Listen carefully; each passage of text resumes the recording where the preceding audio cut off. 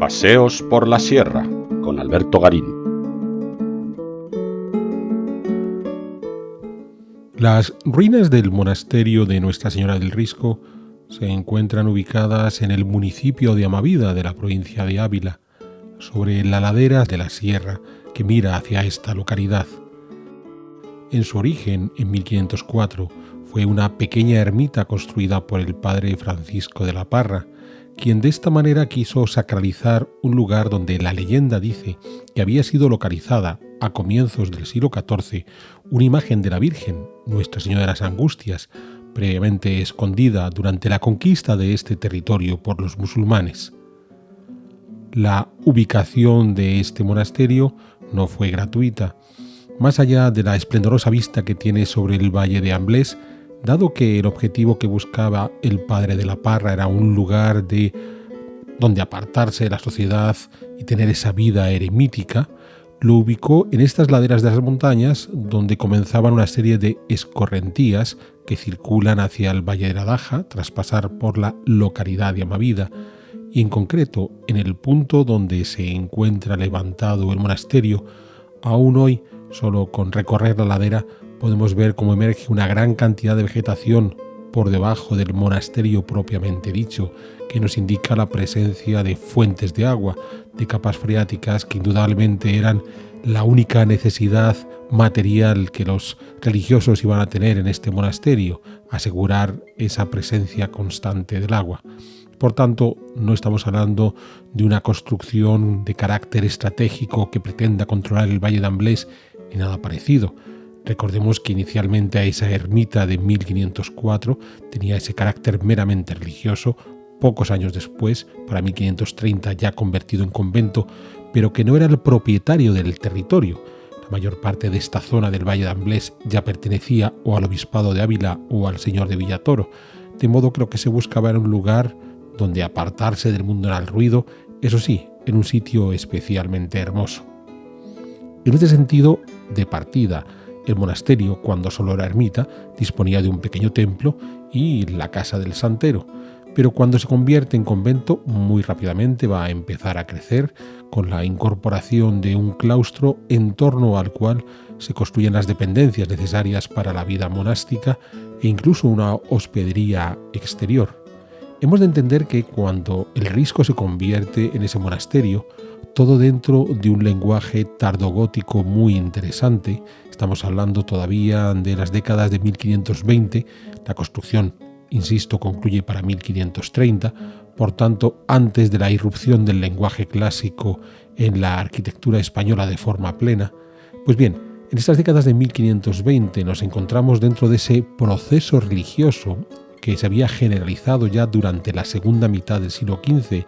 de una necesidad de volver a una vida cristiana de una moral íntegra muy individual, lo que se consideró la devotio moderna, esa forma de espiritualidad que incluso llegaron a abrazar algunos monarcas, como la reina Isabel la Católica o su hija, la reina Juana,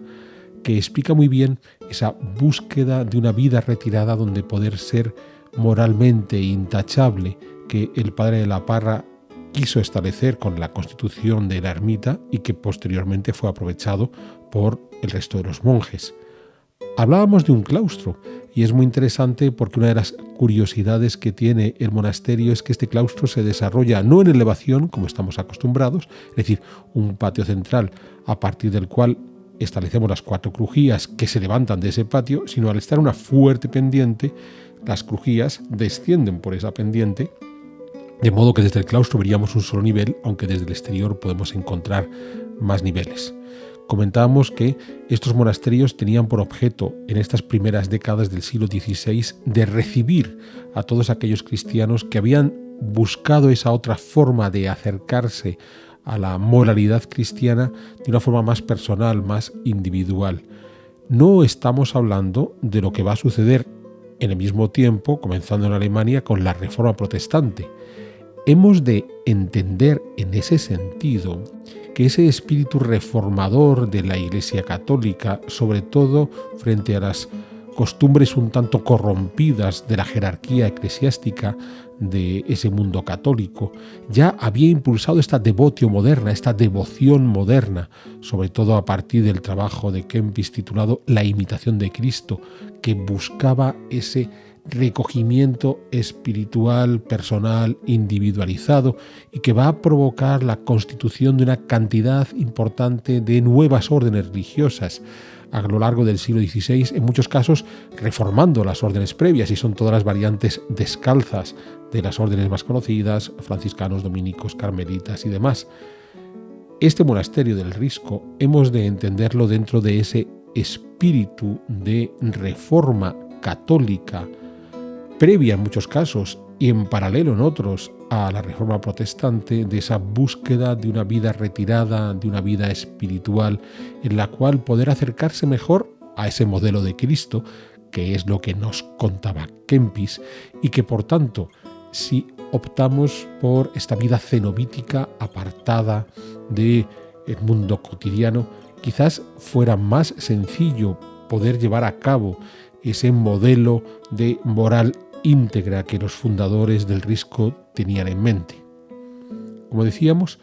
en principio era una pequeña ermita que va a crecer después ya como un monasterio, con una notable iglesia frente a la cual se situaba el claustro, y por debajo de ese claustro, insistimos, las dependencias propias de los monasterios, la sala capitular, las celdas de los monjes o incluso esa hospedería externa.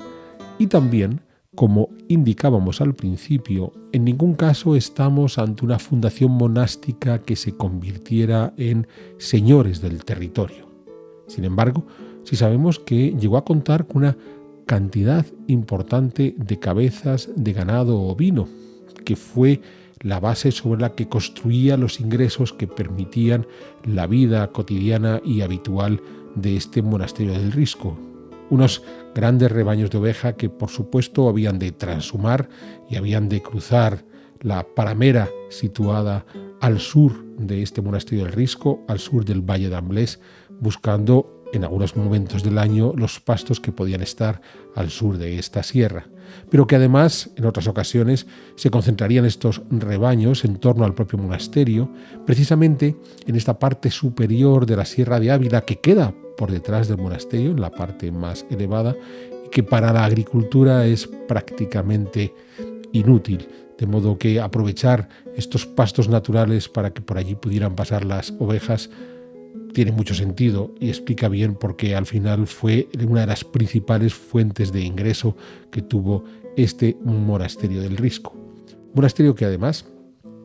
tuvo una vida importante dentro de esa necesidad de una espiritualidad distinta, más individualizada. Pensemos que lo que estamos hablando, la devoción moderna, ya avanzado el siglo XVI, se convertirá en todas las corrientes místicas. El caso más conocido es el de Santa Teresa, precisamente una santa de Ávila, donde buscan ese retiro personal. Pues en ese órbita el monasterio del Risco va a desempeñar un papel fundamental para acoger a aquellos abulenses que tenían esa necesidad espiritual.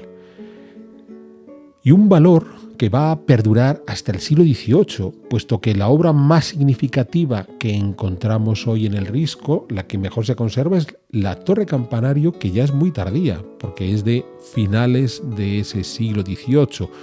Un siglo XVIII que por lo general tenemos olvidado en la historia de la Iglesia Católica, obsesionados con la sensación de que es el siglo de la Ilustración, de la razón, del combate contra ese oscurantismo del mundo católico, y que sin embargo, insisto, en este siglo XVIII, y no solo en el caso del monasterio del Risco, tuvo un revival realmente interesante que es posible que en algún momento tengamos que tratar de entender en nuestros programas de Sierra de Historias.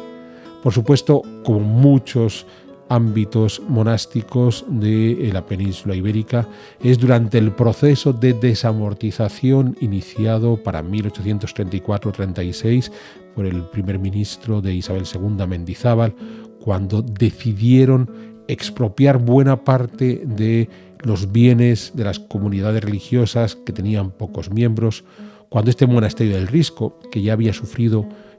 algunas alteraciones durante la invasión francesa, pues bien, es durante esa desamortización de Mendizábal cuando el monasterio procede a abandonarse. Muchas de sus piezas más notables, sobre todo las piedras mejor labradas, directamente fueron saqueadas por los pueblos de los alrededores y es fácil encontrarse no solamente alguna moldura, sino incluso pedazos enteros de fachada en las localidades de Amavida o de Villatoro. Ya digo, es a partir de ese momento de desamortización cuando el monasterio cayó en abandono, un abandono que avanza progresivamente en día a día y que posiblemente provocará que el Risco esté condenado a desaparecer. Ya la propia torre campanario, la mejor estructura conservada, presenta algunas alteraciones que nos indican que en un breve plazo de tiempo podría terminar por caer. Lástima, porque estaríamos perdiendo un buen modelo de esa otra forma de entender la reforma cristiana que se produjo a comienzos del XVI y ese revival católico del siglo XVIII.